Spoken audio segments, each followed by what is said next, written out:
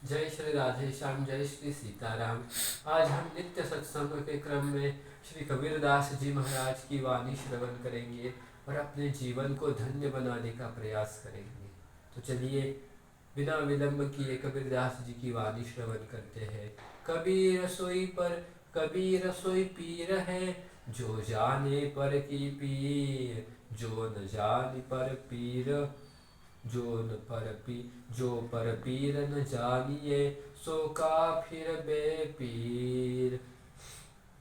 कबीरदास जी कह रहे हैं कि जो दूसरे के कष्ट को नहीं जानता, दूसरे को दुखी देखकर जिसका हृदय पिघलता नहीं, जिसको दूसरे को दुखी देखकर जो स्वयं दुखी नहीं होता, अपितु दूसरे का दुख देखकर जो प्रसन्न होता है, सुखी होता है, जो दूसरे को ही दुखी देखकर प्रसन्न होता है, ऐसा मनुष्य स्वार्थी है। ऐसा मनुष्य स्वार्थी है जो दूसरे को दुखी देखकर सुखी होता है, और वही मनुष्य महात्मा है जो सबके दुखों को देखकर दुखी होता है।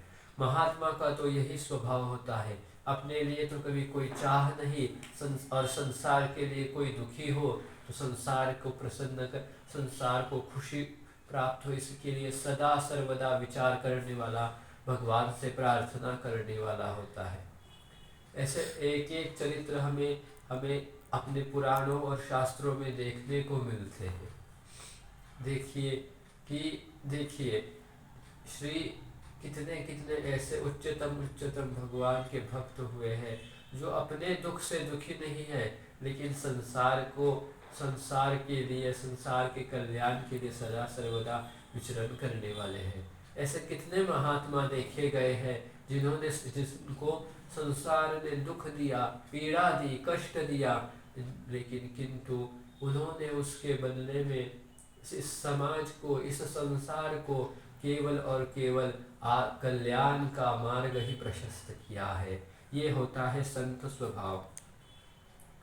जैसे कि ये वैष्णव जनों का स्वभाव होता है कि वह किसी को दुखी देख ही नहीं पाते।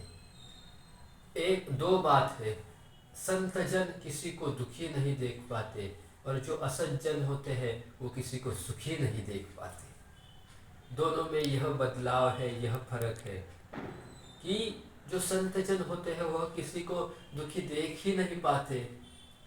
देखिए ना कि जब एक भागवत जी में भी प्रसंग आता है और अन्य ग्रंथों में भी प्रसंग आता है कि जब देवताओं पर संकट आया, देवताओं के ऊपर बड़ी भारी विपत्ति आई, और उस विपत्ति में जब देवता दधीचि जी, महात्मा दधीचि जी के पास गए ताकि दधीचि जी के हड्डियों से अस्त्र शस्त्र बना सके और उससे युद्ध कर सके और देवता उस पर विजय प्राप्त कर सके, तो दधीचि जी ने एक क्षण का भी विचार नहीं किया।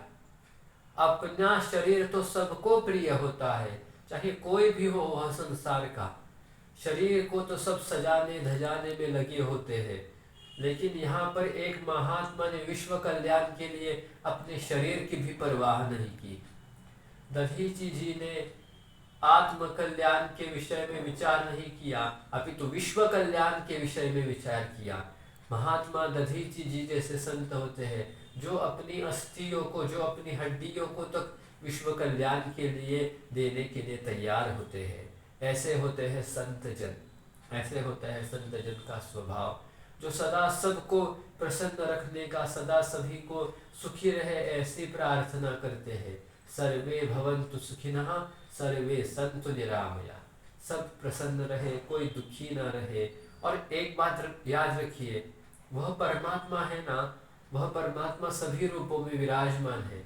जब आप सबको प्रसन्न रखने का, सब खुश रहे ऐसा प्रयास करेंगे, तो वह परमेश्वर परमात्मा सब में व्याप्त वह भगवान आपको भी प्रसन्न रखेंगे।